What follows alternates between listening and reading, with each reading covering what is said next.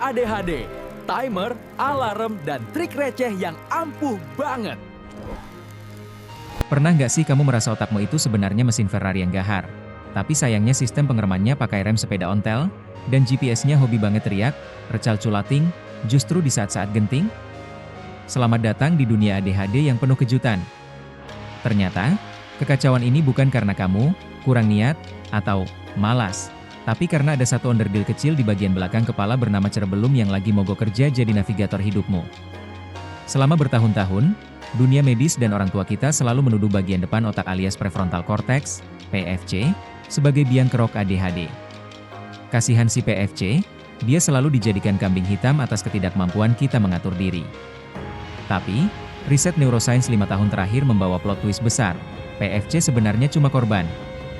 Tersangka utamanya ternyata adalah asisten pribadinya yang agak lelet di belakang sana, si otak kecil yang disebut cerebellum.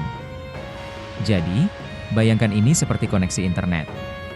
Cerebellum di belakang bertugas mengirimkan sinyal, Wi-Fi, yang stabil ke PFC di depan agar kamu bisa mikir jernih.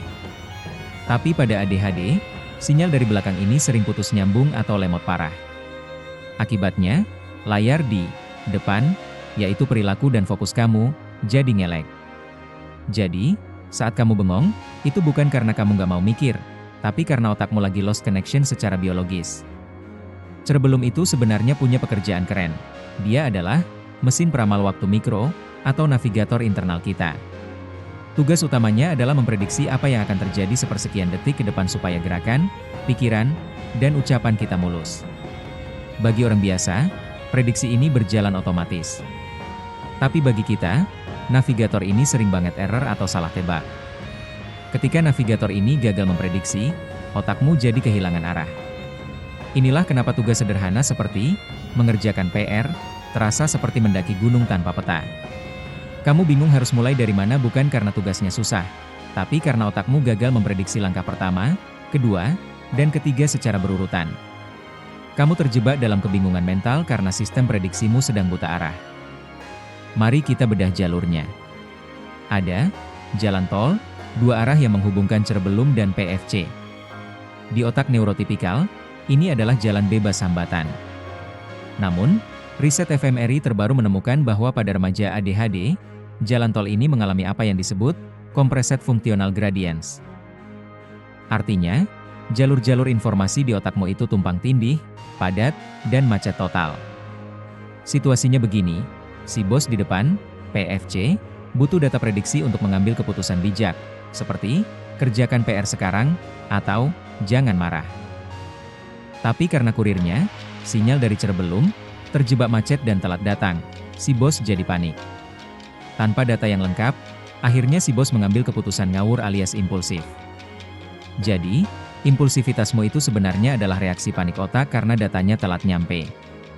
Otak manusia itu aslinya bekerja seperti orkestra listrik yang rumit, di mana setiap bagian harus main di tempo yang sama. Cerebellum adalah konduktor yang memegang tongkat untuk menjaga tempo tersebut.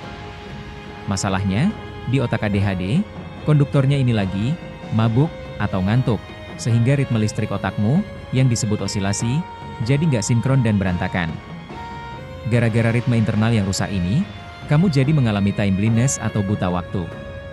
Durasi 5 menit bisa terasa seperti 5 jam yang menyiksa. Atau sebaliknya, 2 jam main game terasa cuma 5 menit. Ini bukan karena kamu nggak disiplin atau nggak menghargai waktu, tapi karena metronom di dalam kepalamu gagal menghitung ketukan detik dengan akurat. Inilah gejala yang paling sering bikin frustrasi dan bikin orang lain salah paham. Guru atau orang tua sering bilang, kemarin kamu pinter banget bisa ngerjain ini, kok sekarang tiba-tiba nggak bisa? Kamu pasti malas ya? Dalam sains, ini disebut performance variability. Kemampuanmu itu ada, tapi akses ke kemampuan itu yang kadang putus. Bayangkan otakmu itu kayak rumah dengan pasokan listrik yang voltasenya naik turun drastis. Saat sinyal jaringannya kuat dan stabil, kamu bisa jadi jenius dan kreatif banget.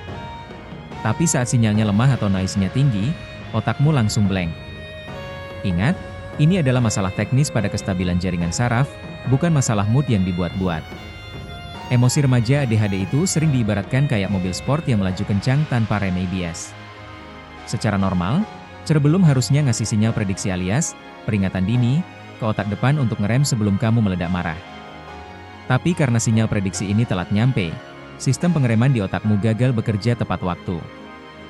Hasilnya, emosimu melompat keluar duluan bahkan sebelum otak rasionalmu sempat memproses apa yang terjadi. Kamu bukan drama queen atau orang jahat yang suka marah-marah.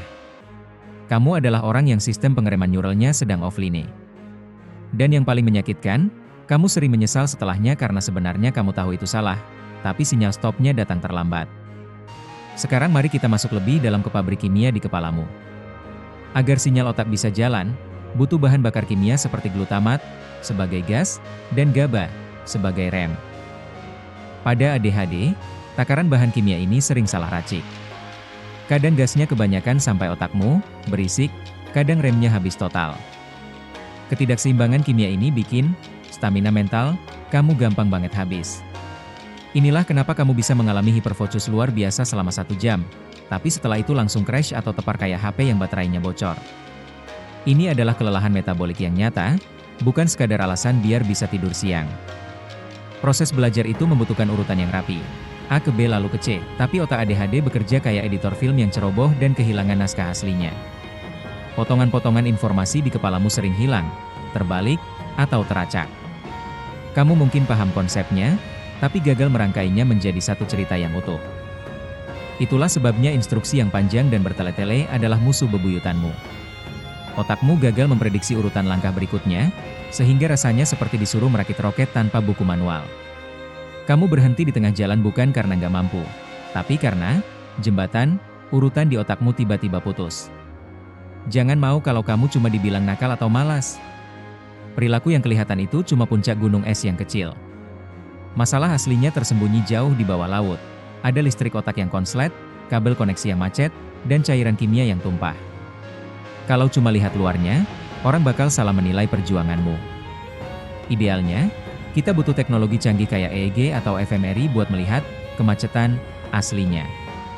Biar kita tahu apakah masalahmu ada di listriknya, di kabelnya, atau di bensinnya. Dengan pemetaan yang jelas ini, kita nggak bakal salah tuduh lagi dan penanganannya pun bisa tepat sasaran, bukan sekadar trial and error. Kabar baiknya dari semua ini, otakmu itu plastis dan bisa dilatih. Latihan ritme seperti main drum atau metronom, serta penggunaan alat bantu seperti timer visual, itu ibarat memberikan kruk atau tongkat penyangga buat cerebellum kamu biar bisa jalan tegak lagi. Alat-alat ini menggantikan fungsi ritme internalmu yang sedang rusak dengan ritme eksternal yang stabil. Mulai sekarang, ciptakan lingkungan yang terprediksi. Rutinitas dan jadwal itu bukan penjara yang mengekang kebebasanmu, tapi justru sahabat terbaik yang memberikan kepastian sinyal bagi otakmu. Dengan bantuan struktur ini, otakmu nggak perlu kerja keras menebak-nebak situasi, sehingga energimu bisa dipakai untuk hal-hal hebat lainnya. Coba jujur, momen, glitch, otak mana yang paling sering bikin kamu malu atau frustrasi? Apakah pas mau ngomong A malah keluar B karena mulut kecepetan? Atau pas niat mau ngerjain PR malah berakhir bengong 2 jam di depan buku? Tulis pengalaman error kamu di kolom komentar ya, biar kita semua tahu kalau kita ini nggak sendirian berjuang.